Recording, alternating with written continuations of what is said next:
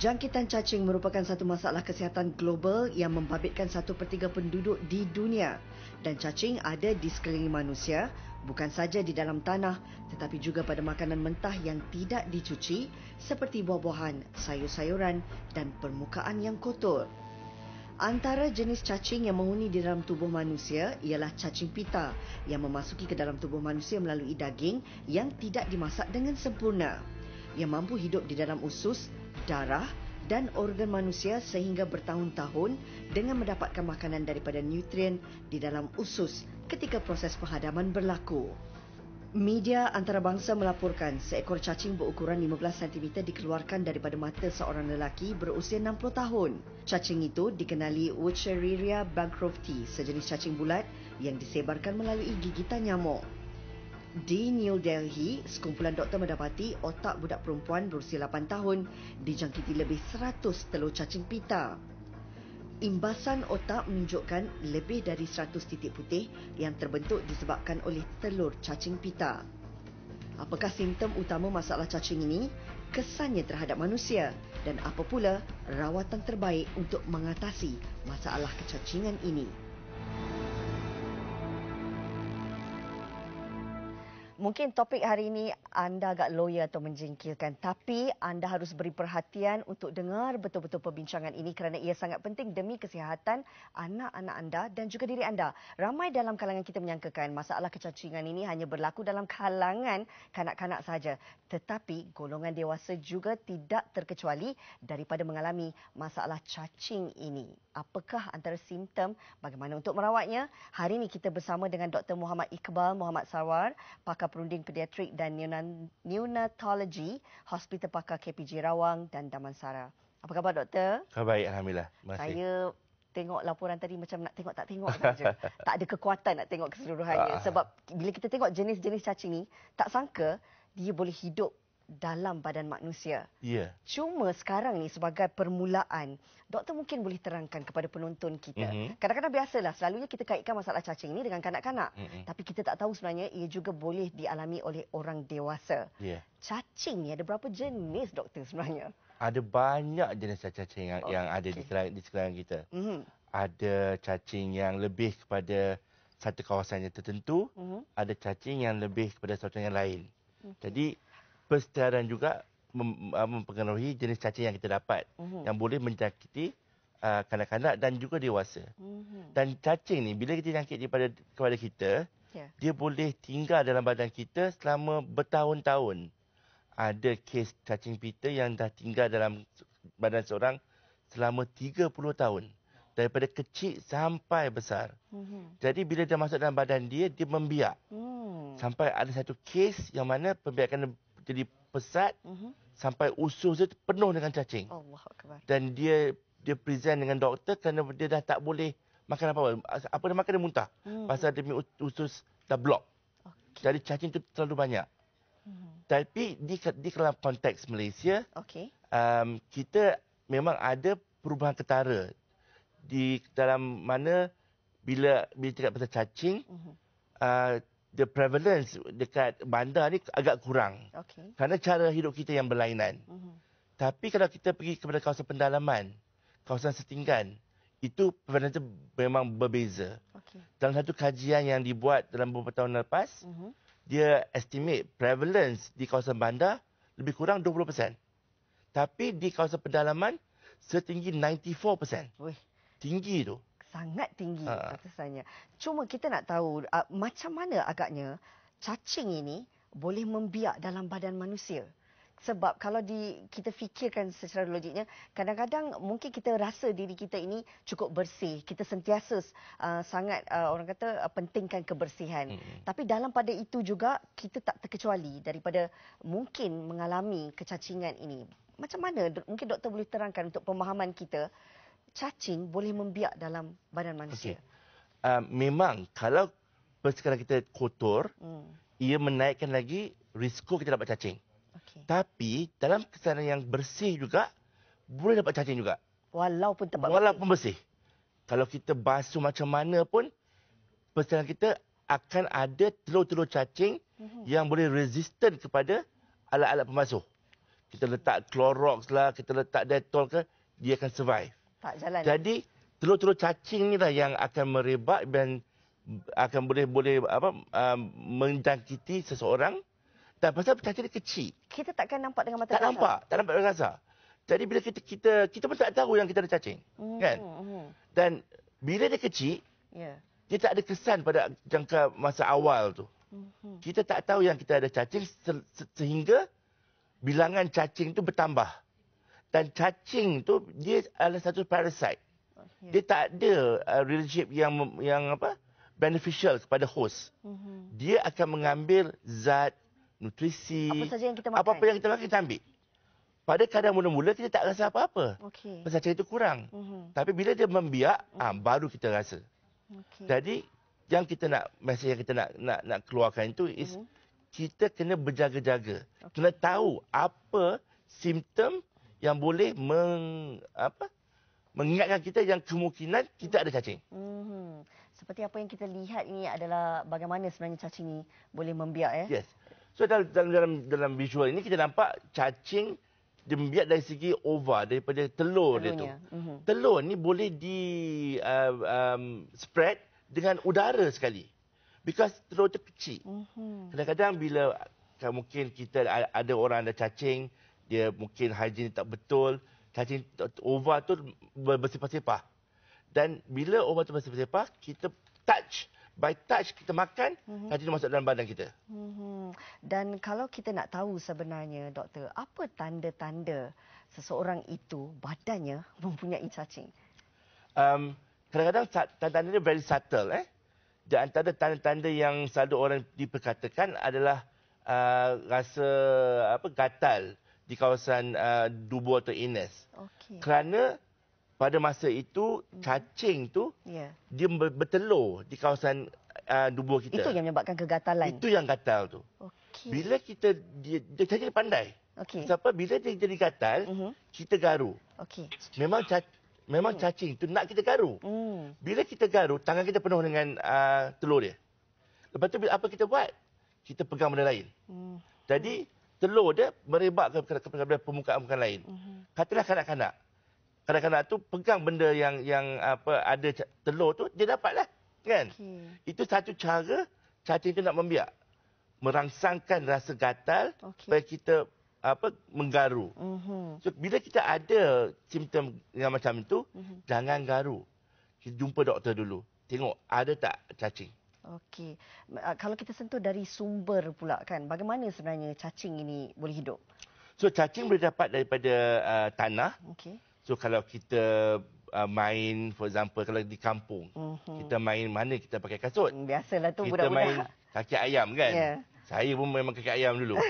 Jadi bila kita di kampung, dengan tak ada perapisan yang boleh menahan cacing masuk terus pada badan kita. Lagi satu, pemakanan.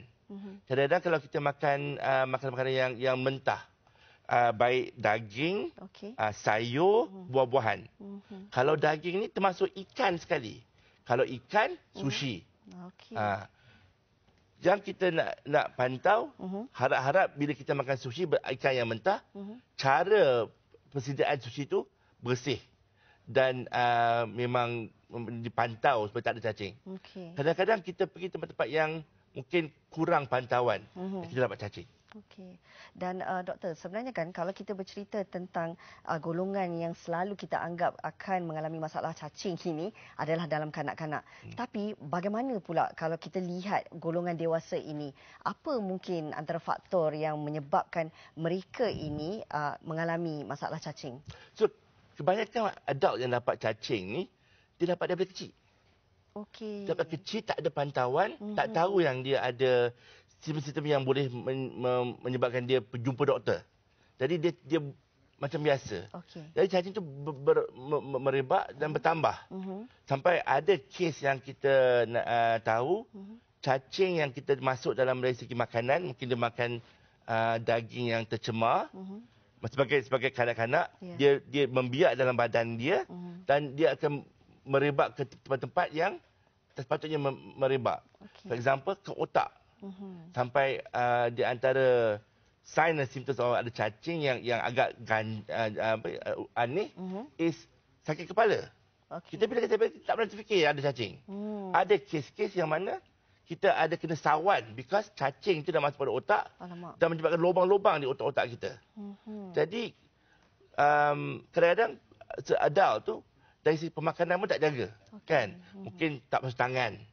Dan dia main-main di padang terus makan, tak basuh tangan. Kurang menjaga kebersihan. Itu pun jadi faktor juga. Okey. Bagaimana sebenarnya kalau kita nak melihat kan bila menyentuh tentang masalah cacing ini, sudah tentu kita membayangkan selalunya bila zaman kanak-kanak ibu bapa kita yang akan merawat dan sebagainya, diberi ubat cacing dan sebagainya. Tapi bila dah dewasa, bayangkan kalau kita tak ambil berat perkara ini, doktor, ada yang mungkin tak pernah pun makan ubat cacing. Sebab kabarnya kalau nak mengelak daripada masalah cacing ini, harus makan ubat cacing 6 bulan sekali. Tapi kalau tak pernah buat perkara tersebut, apa mungkin risikonya, doktor? Jadi kalau kita ada cacing, kita tak dapat rawatan untuk menghapuskan cacing itu, dia akan membiaklah. Dia jadikan kesampingan yang pelik-pelik tu. Sakit kepala, sawan, sampai usus dah blok dengan cacing, penyakit anemia, mana sel darah merah rendah, kelesuan. Kalau dari segi pertumbuhan badan terbantuk tu, adakah disebabkan masalah cacing? Itu lebih kepada budak-budak kecil. Pasal apa? Budak-budak kecil membesar. Dia perlu zat-zat yang tertentu yang cacing yang makan. Kalau adult, dari segi pembesaran dia dah optimal. Hanya mungkin dari susut badan. Mungkin akan main peranan dari segi itu. Okey. Bagaimana pula doktor kalau kita nak pastikan masalah cacing ni dapat diatasi kan? Mungkin ada cara-cara yang boleh kita lakukan. Sebagai langkah yang simple, kalau kita nak tengok kalau cacing, kita kadang-kadang, maaflah, tapi kita kena tengok najis kita.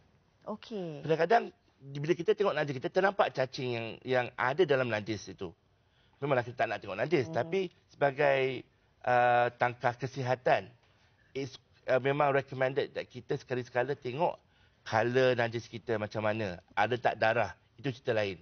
Tapi dalam segi cacing, kita nampak cacing yang bergerak-gerak dalam najis kita. Menguik-nguik.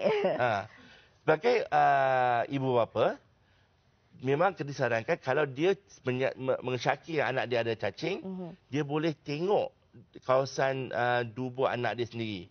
And the best time dia buat tu masa malam, masa anak dia dah tidur. Ideally 2-3 jam lepas dia dah tidur. Masa dia dah tidur malam ni lah cacing keluar. Pas cacing tu keluar nak meneluk, nak bertelur di kawasan-kawasan dubur tu. Kalau kita nampak cacing tu keluar. Jadi bila nampak tu kita tahulah. Kalau kita tak nampak tapi kita ada syak wasangka, mungkin kita rasa pembesaran anak kita tak optimal, perut anak kita buncit yang agak dalam keadaan yang agak banyak. Perlu ibu bapa ni ada sedikit perasaan ragu-ragu Kalau kita tak tahu, kita tak ada action. So kita kena tahu what is the sign and symptoms yang boleh menyebabkan kita jumpa doktor untuk investigation. And doktor ada beberapa kaedah yang boleh digunakan untuk investigate bahawa kalau kita ada cacing atau tidak. Okey. Doktor, kalau kita bayangkan sebenarnya, bila sebut cacing saja, kita selalu fikir cacing ni akan hidup dalam usus kita.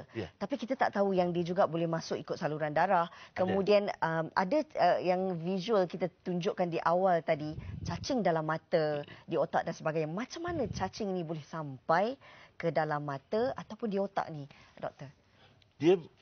Cacing ni parasite, kan? Dia punya fungsi dia nak membiak. Selagi mana dia boleh membiak, dia nak pergi ke tempat-tempat yang membiak tu. Because mula-mula mungkin dia akan jangkit kepada usus. Tapi bila dah banyak cacing dalam usus, dia nak cari sos nutrisi yang lain. Jadi dia membiak through darah selalunya. Kadang-kadang dia membiak through paru-paru. Kadang-kadang kita tak tahu. Budak-budak tu yang selalu batuk kering. Kadang-kadang betul cacing ada dalam paru-paru kita. And bila dia membiak di dalam darah tu pergi di mana-mana. Di kaki, tangan, bola mata tadi kita tengok tadi kan. And yang penting kita ada high index of suspicion. Kalau kita ada simptom yang kita sebutkan tadi. Ya. Okey, ini ada soalan daripada penonton kita, Idham. Dia nak tahu, adakah mereka ni yang mengalami masalah resdung juga boleh berpunca daripada masalah cacing ni, doktor? Kadang-kadang bila kita ada cacing, dia akan merangsangkan sel-sel darah yang boleh menyebabkan resdung kita lebih teruk. Jadi cacing doesn't directly cause resdung, tapi it will make it worse. Okey, baiklah. Satu lagi soalan daripada Nazmi Arif. Saya nak tanya, kalau orang tu susah nak buang air besar, adakah dia ada masalah cacing juga? Susah buang air besar, doktor. Selalunya bila kita ada cacing, dia najis kita cair. Kadang ada darah. Kalau bila kita nak konsep kata susah nak buang air besar tu, kemungkinan kita dah ada obstruction. Maknanya dah terlalu banyak cacing. Selalunya bila ada benda tu, kita ada tanda-tanda sampingan. Anemia, sakit perut yang sangat-sangat. Jadi kalau kita ada, yang penting kalau kita rasa kita kemungkinan ada cacing, buat test. Tapi jumpa doktor. Kalau kita nak tahu masalah itu dah sampai tahap kronik tu, apa tanda yang paling mudah untuk kesan, doktor? Banyak tanda-tandanya. So yang paling common, kelusuan badan, because dia dah ambil semua nutrisi kita. Kita makan, dia ambil zat. Kita makan, dia ambil zat. Badan kita susut dan kita jadi anemic. Jadi kita selalu mengantuk, tidur, tak susut badan. Itu tanda-tanda yang selalu kerap lah yang kita dapat. Okey, kalau tadi doktor ada sentuh tentang ada cacing ni hidup daripada lahirnya budak ni sampai umurnya 30 tahun. Dalam situasi ini, bolehkah dia diselamatkan? Maksudnya kita membantu merawat dia untuk menghadapi masalah cacing ni. Alhamdulillah, kita ada banyak ubat-ubat yang memang senang nak bunuh cacing tu. So, bila kita dapat kesan yang kita ada cacing, doktor boleh bagi ubat yang alhamdulillah boleh membunuh cacing dan eradicate cacing fully. Tapi nak makan ubat tu, kita tahulah kita ada cacing tak. So, maknanya kalau kita ada cacing, jangan risau. Ada banyak ubat yang boleh merawat kita. Walaupun banyak cacing dalam... Walau macam mana pun, ada ubat yang mujarab yang akan clearkan cacing. Mungkin kita kena ambil ubat tu lebih banyak sikit, dalam kadar yang lebih banyak. Tapi insya-Allah boleh dirawat. Okey, ini soalan, satu lagi soalan Shalini. Sakit perut di bahagian pusat atau peranakan, adakah punca cacing? Itu sign simptom yang agak vague, yang boleh macam-macam benda. Kadang-kadang angin, kadang-kadang cacing, kadang-kadang constipation. Jadi kena ada mungkin tengok ada tak benda-benda lain yang boleh associated dengan simptom yang tadi tu. On its own memang agak susah nak bagi beritahu. Okey, baiklah. Kalau kita nak tahu sebenarnya cacing ni apa fungsi dia dalam tubuh kita? Adakah sebenarnya ia membahayakan manusia ataupun seseorang individu itu, doktor? Cacing tak ada fungsi. Kalau boleh kita tak nak cacing. Tak nak cacing. Geli tengok cacing. Dia bukan relationship yang simbiosis. Dia parasitik. So kalau boleh cacing tu tak ada. Jadi fungsi dia dalam badan adalah untuk ambil zat dan kebaikan daripada kita. Kita kalau boleh nak eradicate cacing tu. Dan doktor, mungkin apa pula dari segi untuk pencegahan dan juga rawatan bagi mereka yang mengalami masalah cacing ini? So pencegahan yang paling senang sekali bercuci tangan. Kalau kita bercuci tangan, insya-Allah kita tak merebakkan spora, telur cacing tu. And kita jaga hygiene kita dengan baik. Makanan yang dimasak betul, sayur-sayur dan buah-buahan yang dibasuh dengan betul. Dan kita kadang-kadang kalau kita tinggal di kawasan-kawasan yang banyak cacing, kita makan ubat cacing sebagai rutin. Either once a year ataupun twice a year. Kan? Dan itu boleh menyelamatkan kita daripada dapat bencana cacing yang bahaya tu. Kalau ibu-ibu mengandung di luar sana, adakah mereka ini juga berisiko untuk mengalami masalah cacing, doktor? Ya. Dia tak kenal usia dan masa. Ibu yang mengandung pun boleh kena penyakit cacing. Dalam situasi ini boleh tak ibu yang hamil ini mengambil ubat cacing? Itu kena jumpa doktor, kena tengok apakah tahap jangkauan cacing pada badan dia. Pasal apa? Banyak juga ubat-ubat cacing yang kita ada tak sesuai digunakan untuk ibu yang mengandung dan ibu yang menyusukan anak. Okey. Tapi kadang-kadang bila situasi itu terpaksa darurat, kalau kita tak buat benda tu, dia akan menyebabkan kematian, kemudaratan. Ya. Dan kita jumpa pakar dan pakar akan bagi ubat yang sesuai, insya-Allah. Okey, baiklah. Di penghujung perbincangan ini mungkin doktor ada sesuatu nak diwawarkan dan juga mungkin nasihat doktor kepada penonton kita di luar sana. Saya hanya nak menekankan akan kita ada kesedaran supaya kita boleh tahu sign dan simptom yang boleh kita jumpa doktor. Dan cacing ni senang nak dirawat. Okay. Kalau dirawat lambat, ada banyak mudaratannya. Baiklah, terima kasih doktor bersama kita hari ini berkongsi tentang topik cacing. Mudah-mudahan ia memberi manfaat kepada anda penonton kami. Jangan ambil ia perkara yang mudah walaupun kita rasa kita berada dalam keadaan ataupun dalam persekitaran yang bersih. Pastikan anda sentiasa membasuh tangan ataupun apa saja makanan yang hendak dimakan itu dicuci sebersih-bersihnya. Dan jangan lupa untuk memberi anak-anak ini makan ubat cacing bagi mengelak dengan masalah cacing. Terima kasih doktor. Sekali lagi kita nak berehat seketika, tapi sebelum itu kami nak kongsikan kepada anda satu bingkisan berkenaan dengan fashion lokal. Silakan.